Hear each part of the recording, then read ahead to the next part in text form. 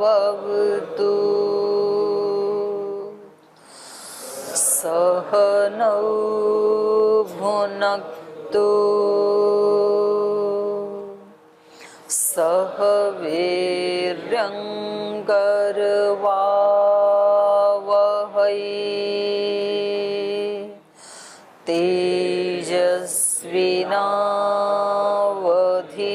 तेजस्विनावधीतमस्तु मा विद्विषावहै।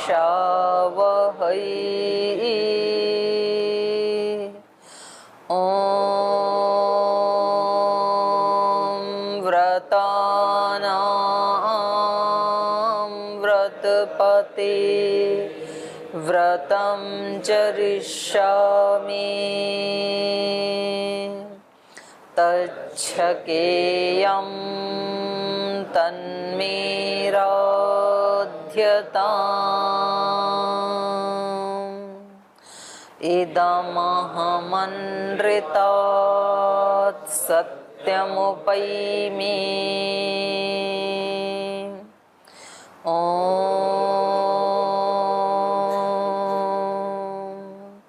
शान्ति शान्ति शान्तिः।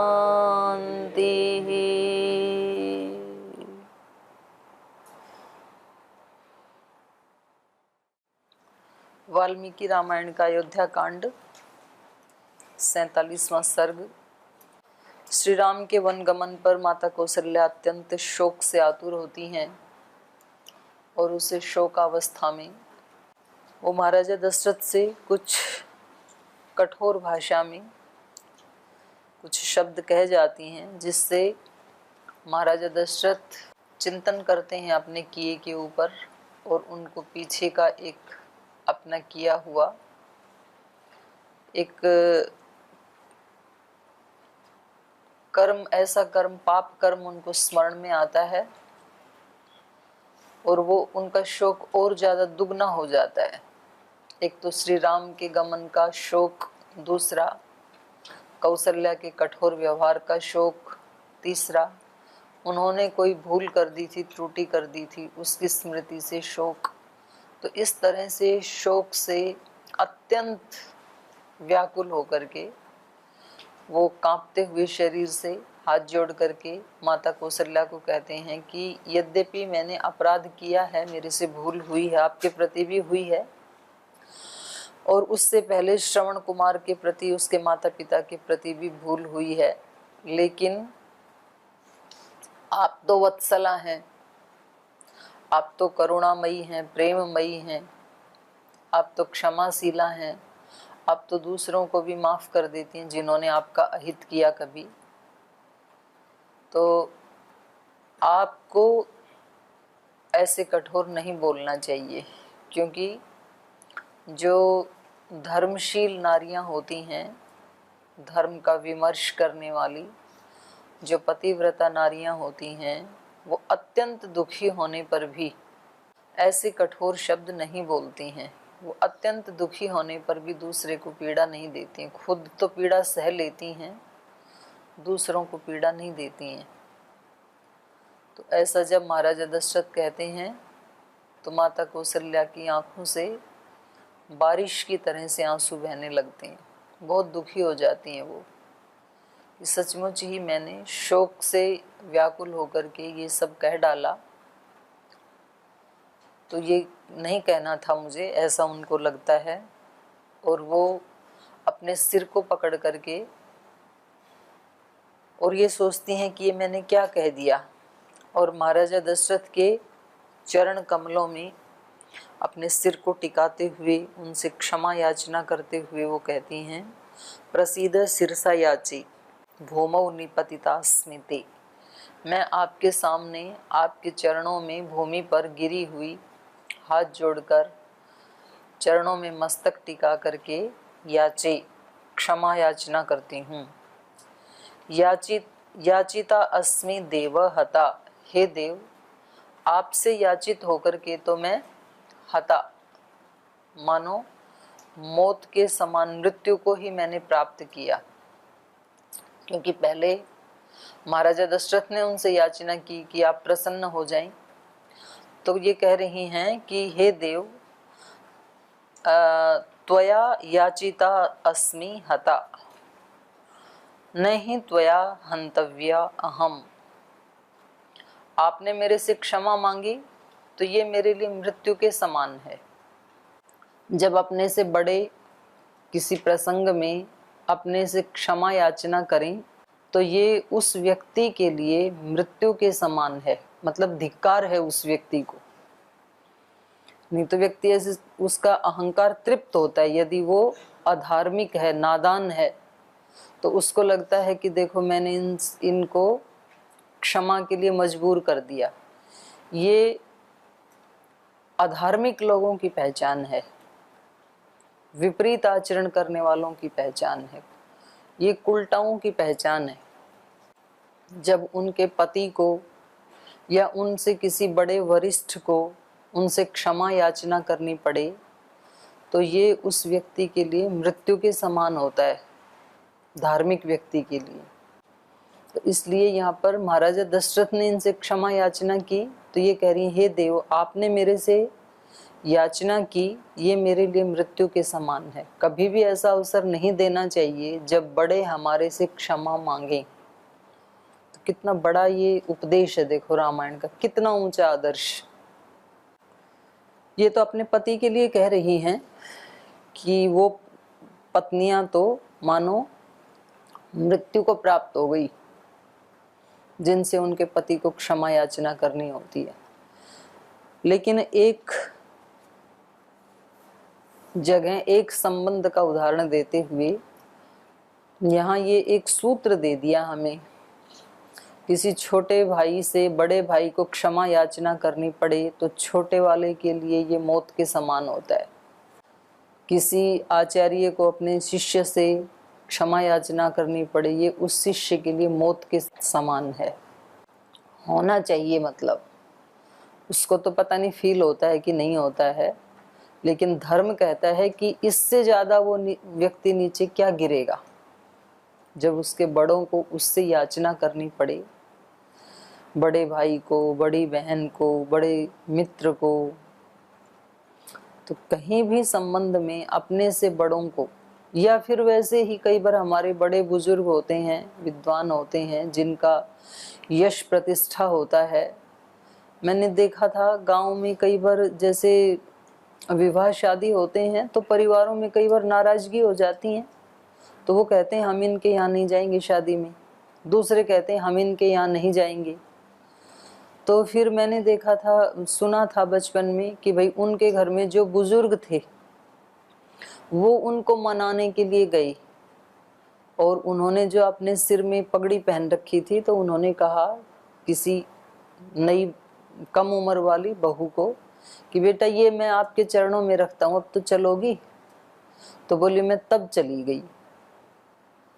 तो ये बात उस समय भी अच्छी नहीं लगती थी कि भाई ऐसे उनको क्षमा मांगनी पड़े, ये तो गलत है। और इसका प्रमाण अभी रामायण में भी मिल रहा है। तो उन छोटों के लिए वो मृत्यु के समान होता है जब उनसे किसी भी रूप में उनके बड़ों को क्षमा याचना करनी पड़े या उनको कुछ कह करके ये फील करना के लिए वो मजबूर हो जाएं कि भैया हमने इनको कुछ कह तो दिया। कई बार ऐसे होता है ना, मतलब ये तो नहीं कहते कि हमारे से क्षमा मांग लो, पर जैसे किसी को कभी कुछ कह दिया थोड़ा सा भी, फिर उसके बाद 1 साल तक 2 साल तक बात ही नहीं की उस व्यक्ति ने, तो रामायण कहती है ये उस व्यक्ति के लिए मृत्यु के समान है, क्योंकि गांठ बांध के बैठ गया अपने अंदर कि इन्होंने मेरे को ऐसे क्यों बोला। जब ये आपसे बड़े हैं, बोला होगा तो कुछ आपके दोष सुधारने के लिए ही बोला होगा।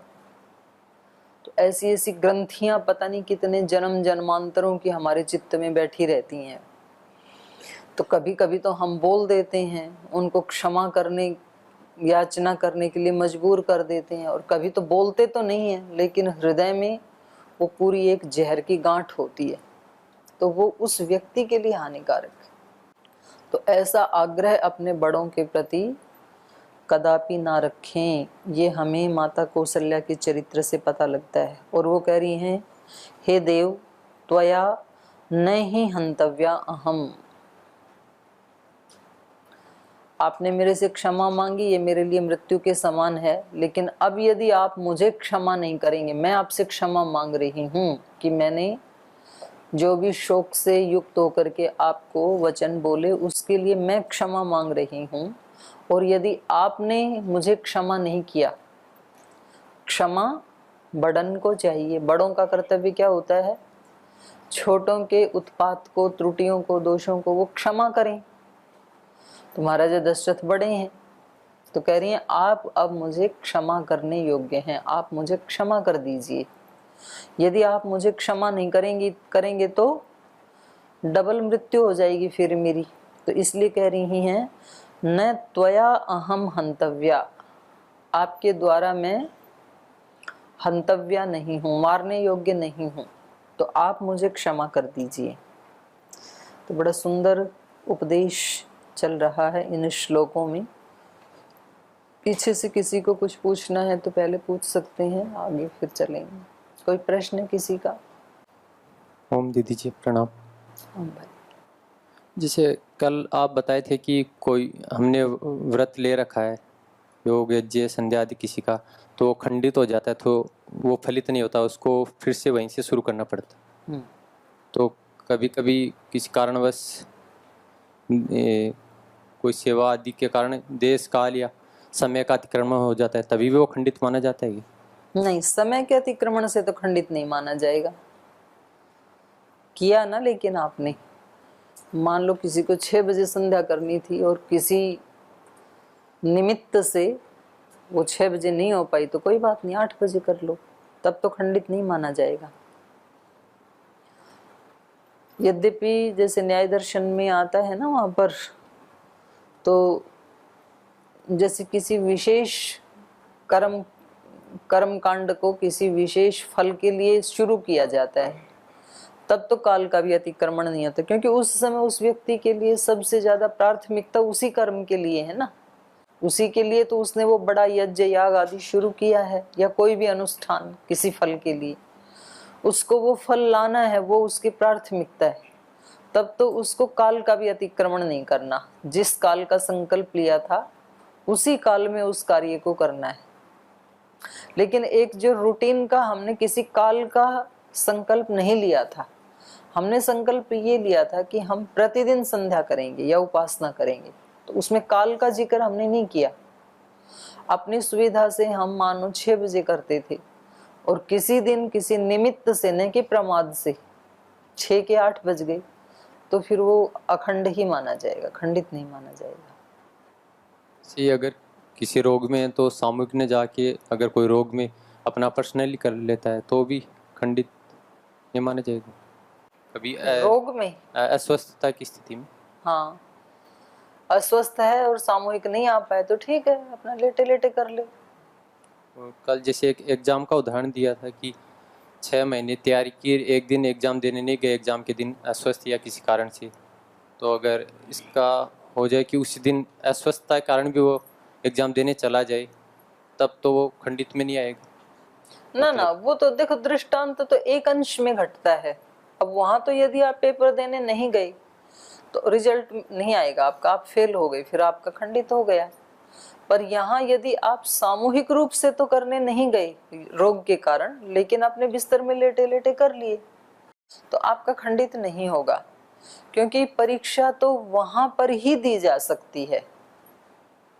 और किसी विशेष परिस्थिति में ऐसी सुविधा हो कि भाई जो व्यक्ति हॉस्पिटल में या घर में कहीं है, और वहां भी यदि कोई यूनिवर्सिटी कहे कि हम वहां भी ले लेंगे आपका एग्जाम, मान लो किसी का पैर टूटा है, वो चल नहीं सकता है, और यूनिवर्सिटी कहती है ठीक हम यहीं आके लिखवा लेंगे, तो तब उसका खंडित नहीं होगा वो भी। लेकिन फिर भी चलो हम मानते हैं कि परीक्षा तो परीक्षा हॉल में ही दी जा सकती है, लेकिन उपासना ऐसा नहीं है कि केवल यज्ञशाला में ही की जा सकती है, उपासना तो कहीं भी कर सकता है व्यक्ति। तो उपासना स्थान से व्रत खंडित नहीं होगा, हृदय में यदि हम उसको कर रहे हैं कहीं भी बैठ के, तो वो अखंड ही माना जाएगा। बेशक आप बिस्तर में बैठ के भी कर रहे हैं तो भी खंडित कहाँ हुई, आपने कर लिया ना उसको। एक कभी बोलते हैं कोई दिनचर्या के समय, योग या संध्या के समय कोई सेवा चल रही है तो व्यक्ति बोलता है ये सेवा ही अपनी यज्ञ या संध्या है, तो वो क्या होगा? हाँ, नैमित्तिक कर्म होते हैं, एक नित्य कर्म होते हैं, एक नैमित्तिक कर्म होते हैं। तो नैमित्तिक कारण से नित्य कर्म कई बार छूट जाते हैं, तो उसमें या तो फिर वो जो नैमित्तिक कर्म है उसको ही आप ईश्वर प्रणिधान की स्थिति में रहते हुए करें, या तो फिर उस काम के बाद जैसे भोजन आदि से पहले आप भले ही थोड़ा कर लें, आपको यदि संतुष्टि नहीं हो रही है तो फिर आप थोड़ा अपना संध्या भी कर लें, है ना। नैमित्तिक कार्यों के लिए नित्य कार्य छूट जाते हैं। नैमित्तिक तो जैसे महाराज जी ने बताया ना कल परसों, भाई संध्या कर रहे हैं और मान लो कहीं आग लग गई तो अब संध्या छोड़ देनी चाहिए ना, वो नैमित्तिक कार्य, आग बुझानी चाहिए पहले। तब ये नहीं कहना चाहिए कि जी यदि मैंने संध्या छोड़ी तो मेरा तो व्रत टूट जाएगा, तो पहले संध्या कर लूं बाद में आग बुझाऊंगा, तो तब तक तो जल जाएगा गुरुकुल। तो नैमित्तिक के लिए, और एक बात और है, नैमित्तिक कार्य होते हैं वो किसी निमित्त से होते हैं,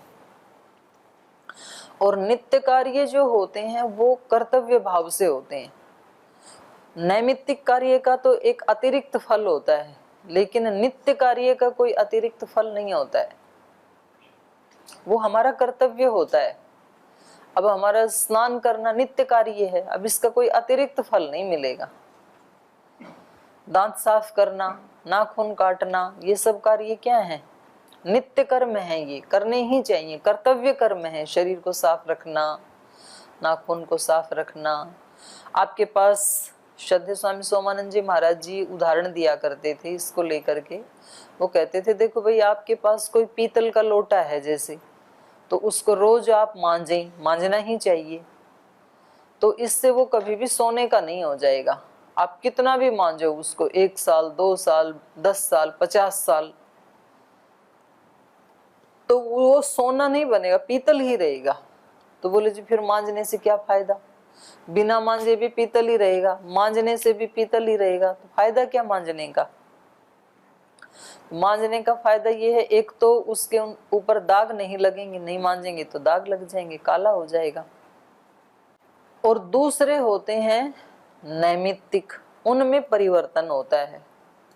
आप संध्या उपासना करते हैं, ये आपका नित्य कर्म है, लेकिन यदि आपको संप्रज्ञात समाधि लगानी है और उसके लिए आप अतिरिक्त समय में अपनी ध्यान उपासना या काम करते समय भी ईश्वर प्रणिधान की स्थिति, जागरूकता, इसको बढ़ा देते हैं, तो अब ये जो आप काम कर रहे हैं ये नैमित्तिक हो गया।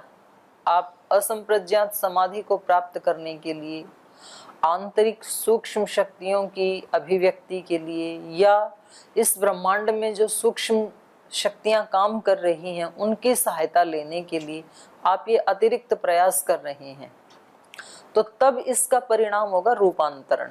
तो रूपांतरण के लिए वो उदाहरण देते थे भृंगी का। एक कीड़ा होता है ना भृंगी, जो मिट्टी के घर बनाता है, जो ततैया की तरह से होता है ना एक प्राणी, तो मिट्टी ला ला के अपने मुंह में कहीं कहीं से वो बनाता है, उसमें बीच बीच में छेद होते हैं, तो उसमें वो अलग अलग कीड़े ला के भी उसमें भर देता है। तो जैसे मिट्टी तोड़ेंगे तो आपको सब वो अंडे एक जैसे नहीं मिलेंगे, अलग अलग मिलेंगे। वो कहीं से उठा के लाता है, उसको बंद कर देता है, और फिर वो 10-15 दिन तक एक सब छेद बंद करके एक छेद खुला रखता है, और उसमें वो भिन भिनाता रहता है, भृंगी भृंगी तू भृंगी है, तू भृंगी है, तू भृंगी है, ऐसे सुनाता रहता है उनको। और सुनाते सुनाते 15-20 दिन के बाद, या जो भी पीरियड है उसका, वो भृंगी ही बन जाते हैं सारे। ऐसे आतंकवादी भी करते हैं, कहीं कहीं से बच्चे उठा लाते हैं और फिर उनको एक ही मंत्र सुनाते हैं, बाकी सब दरवाजे बंद, उनका कोई कांटेक्ट नहीं होता बाहर के संसार से। और फिर उसको बताते हैं कि तेरे लिए अगर तू आतंकवाद में शामिल होकर के आतंकी कार्य करेगा तो तुझे जन्नत मिलेगी, और नहीं तो मौत, तू यहाँ से भाग नहीं सकता, तू भागा और हमने तेरे को मारा। तो तेरे सामने दो ही ऑप्शन है, मृत्यु या आतंक। तो वो कुछ ही समय में उसको स्वीकार कर लेता है और उसको यही लगता है कि यदि मैंने ज्यादा लोगों को मारा तो मुझे जन्नत मिलेगी। तो ये क्या है? ट्रांसफॉर्मेशन, रूपांतरण। तो ऐसे ही अध्यात्म में भी होता है। गुरु अपने शिष्य को गर्भ में रखता है, क्योंकि गर्भ ऐसी जगह है जहां पर बाहर के किसी भी वस्तु व्यक्ति का हस्तक्षेप नहीं है। माँ उसको जो सुनाएगी वही वो सुनेगा, माँ जो खाएगी वो पोषण मिलेगा, माँ जो पानी पिएगी उससे उसके शरीर को जल का तत्व मिलेगा। तो पूर्ण रूप से वो माँ के डिपेंडेंट है। वो जिस स्थान में जाएगी उस स्थान का प्रभाव पड़ेगा, बाकी का बिल्कुल नहीं पड़ेगा। वो जो पढ़ेगी, सुनेगी, सुनाएगी, केवल उसका प्रभाव पड़ेगा उसके ऊपर। उसके अपने भी पिछले संस्कारों का प्रभाव निरुद्ध कर दिया है माँ ने, इतने दिन के लिए नहीं पड़ेगा, केवल और केवल माँ का प्रभाव पड़ेगा। तो ऐसे ही गुरु भी अपने शिष्य को आचार्य उपनयमानो ब्रह्मचारिणम कृणोते गर्भमन्तः तम रात्रि तिस्र बिभर्ति। 3 रात उसको अपने गर्भ में रखता है और फिर जब वो पैदा होता है तो उसको तम जातम द्रष्टुम अभिसंयन्ति देवाः, देवता भी उसको देखने आते हैं। इतना दर्शनीय हो जाता है वो, क्योंकि गुरु उसका पूरा का पूरा ट्रांसफॉर्मेशन कर देता है, रूपांतरण कर देता है।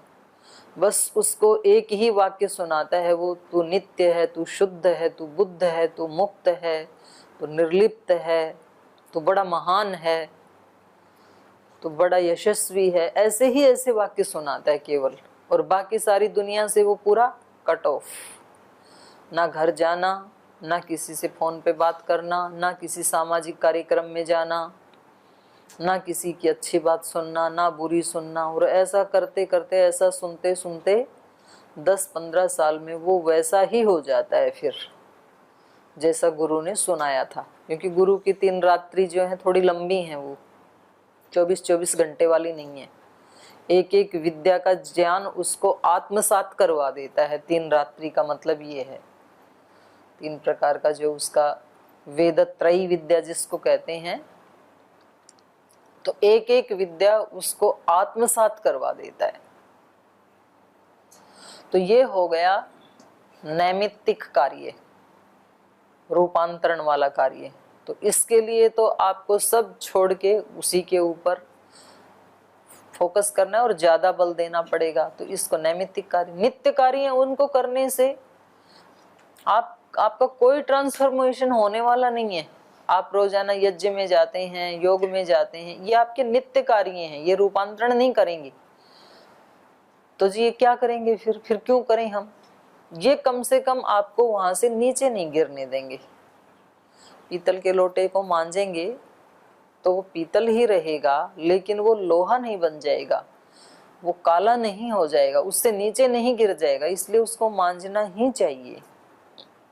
नित्य कर्म यदि हम करेंगे, रोजाना स्नान करना, दंत धावन करना, नाश्ता करना सात्विक, तो इससे कोई रूपांतरण होने वाला नहीं है। लेकिन आप पशु नहीं बनेंगे। कम से कम यदि आप स्नान नहीं करेंगे, दंत धावन नहीं करेंगे, सात्विक आहार नहीं करेंगे, तो आप नीचे जा सकते हैं, असुरत्व को प्राप्त कर सकते हैं। आप उल्टा पलटा खाएंगे, रोगी हो जाएंगे। तो वहां नीचे गिरने से बचाने के लिए होते हैं नित्य कर्म, और ऊपर उठाने के लिए होते हैं नैमित्तिक कर्म। ऊपर तो किसी निमित्त से उठता है और अपने स्थान पे नित्य कर्मों के कारण ठहरता है व्यक्ति। तो हम नीचे ना गिरें, इसलिए हमें नित्य कर्म पूरी श्रद्धा और भक्ति से युक्त होकर के करने चाहिए, श्रद्धा पूर्वक करने चाहिए। अपने कर्तव्य का पालन ऐसे नहीं कि भाई करना ही है तो उसका उल्हाना सा उतार दिया, पोत पूरा कर दिया, तो उसका फिर रिजल्ट नहीं आएगा। तो उसको अत्यंत श्रद्धा और भक्ति से युक्त होकर के करें, तो वो हमें कम से कम नीचे नहीं गिरने देंगे नित्य कर्म। तो नित्य कर्मों की भी अखंडता होनी चाहिए और नैमित्तिक कर्म यदि किसी ने लिया है तो उसकी भी अखंडता होनी चाहिए। फिर जिस निमित्त से आपने वो अनुष्ठान शुरू किया था वो फल जरूर आपको मिलेगा। विशेष या निमित्तिक कर्म वो खंडित नहीं होना चाहिए अगर किसी ने ले रखा है तो? नहीं होना चाहिए। नैमित्तिक को भी खंडित नहीं होना चाहिए और नित्य को भी खंडित नहीं होना चाहिए। नहीं, जैसे नित्य क्रम में तो थोड़ा सा समय का आगे पीछे हो सकता तो है, खंडित नहीं हुआ ना वो। लेकिन निमित्त कर्म समय पे मतलब नहीं, जो आपने संकल्प लिया है, नैमित्तिक में भी यदि आपने संकल्प समय का नहीं लिया, आपने ये लिया है कि दिन भर में मुझे कभी भी ये करना है, उसमें भी कर सकते हैं। जो आपने संकल्प लिया है ना उसका खंडन नहीं करना। और कोई प्रश्न है किसी का?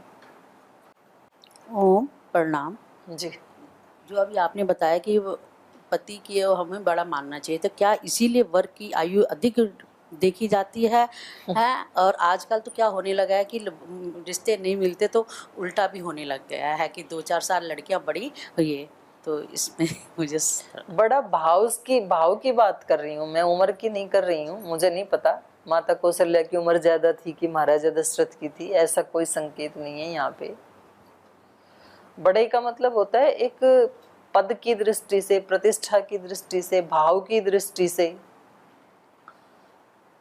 जैसे कई बार ऐसे होता है कि गुरुकुल में आचार्य जो है उसकी उम्र छोटी है, कई बार शिष्य बड़ी उम्र के आ जाते हैं यहाँ पे, तो उनको छोटी उम्र होते हुए भी अपने आचार्य को बड़ा ही मानना चाहिए, क्योंकि वो पद जो है वो निर्धार, ये सारे सामाजिक व्यवहार है ना। आत्मा की दृष्टि से तो कौन बड़ा और कौन छोटा, लेकिन सामाजिक व्यवहार सामाजिक दृष्टि से ही चलेंगे, नहीं तो अव्यवस्था फैल जाएगी। अब आप देखो सामाजिक दृष्टि से, जैसे मानो मेरे को श्रद्धेय स्वामी जी महाराज तू कहें, तो जो मेरा आत्मा है उसमें कोई निम्नता आएगी क्या? वैसा ही रहेगा, तू कहने से कोई नीचा नहीं होता है। आप लोगों में से कोई मेरे को आप कहे तो आत्मा कुछ अपग्रेड होगी क्या? नहीं होगी। और कोई नाम लेकर के बोलता है तो आत्मा में कोई चेंज आएगा क्या? आत्मा में भी नहीं आएगा, शरीर में भी नहीं आएगा। जैसा शरीर है वैसा ही रहेगा, आत्मा जैसा है वैसा ही रहेगा। लेकिन जब अपने से छोटे तू कहते हैं तो अच्छा नहीं लगता है, कहने वाले को भी, सुनने वाले को भी, दूसरों को भी। और अपने से बड़े कहते हैं तो किसी को भी बुरा नहीं लगता है, क्योंकि उनका अधिकार है। तो ये व्यवहार हमने अनादिकाल से एक वो सेट कर रखा है, अभी सामाजिक व्यवहार कैसे होने चाहिए। तो उसमें यद्यपि आध्यात्मिक दृष्टि से कुछ भी अंतर नहीं पड़ता है। कोई किसी का नाम लेके बोले, कोई किसी को तू कह के बोले, आप कह करके बोले, पूज्य कह करके बोले, अपूज्य कह करके बोले, कैसे भी बोले, कोई परिवर्तन नहीं होगा। आत्मा आत्मा है ना, वो तू है ना आप है ना मैं है, तीनों से अलग है वो। ऐसे ही शरीर में भी कुछ भी ना, कुछ उसमें कुछ ऐड होगा ना कुछ घटेगा, वैसा ही रहेगा। लेकिन ये लोक व्यवहार है, इसलिए यहाँ महाराज दशरथ ने माता कौशल्या को भी कहा कि आप तो पर अवर सब लोक व्यवहार को जानने वाली हैं। तो लोक व्यवहार को जानना बहुत जरूरी है, ये संकेत किया गया यहाँ पर। और जो लोक व्यवहार होता है उसका हमें पालन करना ही चाहिए। तो लोक में जिन पदों को ऊंचा माना जाता है उनको हमें उस दृष्टि से देखना चाहिए। जैसे श्रद्धेय स्वामी जी महाराज अपने शिष्यों को, जिन्होंने संन्यास ले लिया, उनको पूज्य क्यों बोलते हैं? महाराज जी से बड़े थोड़ी हैं वो उम्र में, पूज्य तो उनको कहा जाता है ना जो उम्र में बड़े हों। ये तो उन्हीं के ही बच्चे हैं, लेकिन तो भी उन्होंने जिनको संन्यास दे दिया उनको पूज्य क्यों बोलते हैं? क्योंकि वो एक लोक की मर्यादा है कि जो सन्यासी होता है उसका पद सबसे बड़ा होता है, चाहे वो उम्र में छोटे भी क्यों ना हो तो भी वो पूज्य ही होते हैं। और उनको ऐसा कहते हैं तब ही उनके अंदर वो वरीयता आती है।